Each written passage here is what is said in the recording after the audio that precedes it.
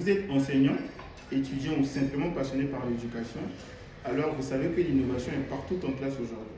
Technologie, nouvelles méthodes pédagogiques, outils numériques. Mais est-ce que toutes ces innovations font vraiment une différence dans l'apprentissage? Innover en classe, est-ce réellement la clé pour améliorer l'éducation ou est-ce parfois une fausse bonne idée? Aujourd'hui, nous allons découvrir ensemble jusqu'où faut-il aller pour que l'innovation ait un vrai impact sur l'apprentissage des élèves. L'innovation est souvent perçue comme synonyme de progrès, mais en classe, elle doit répondre à un besoin concret, rendre l'apprentissage plus engageant et plus efficace. Les méthodes traditionnelles ont quand même fait leurs preuves, mais face aux défis actuels et aux attentes des élèves, il faut parfois les adapter. Attention toutefois, il ne s'agit pas de tout changer à tout prix, mais de trouver ce qui enrichit réellement l'expérience d'apprentissage. Certaines approches innovantes ont déjà fait leurs preuves. Par exemple, la classe inversée, où les élèves préparent les notions à la maison, puis les approfondissent en classe, leur permettant de les rendre plus actifs et responsables. D'autres outils facilitent par exemple l'apprentissage de manière ludique en renforçant la participation, la mémorisation ou encore en encourageant le travail de groupe. Et les projets collaboratifs bien encadrés permettent de développer les compétences essentielles comme la créativité, l'autonomie et l'esprit d'équipe.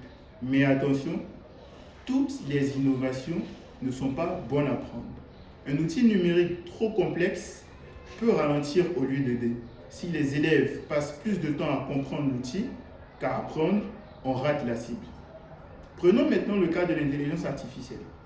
L'IA peut offrir aujourd'hui des parcours personnalisés, corriger automatiquement, adapter les exercices. C'est une aide précieuse, mais elle ne remplace ni l'intuition de l'enseignant, ni la relation humaine. Bien utilisée, l'IA soutient, mal utilisée, elle déshumanise. Comme toute chose, l'innovation a ses limites. Innover juste pour innover n'a pas de sens.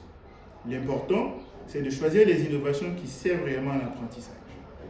L'innovation doit donc rendre les élèves plus engagés, plus curieux, pas juste émerveillés. Ce n'est pas un gadget, c'est un levier. Alors, jusqu'où faut-il aller dans l'innovation?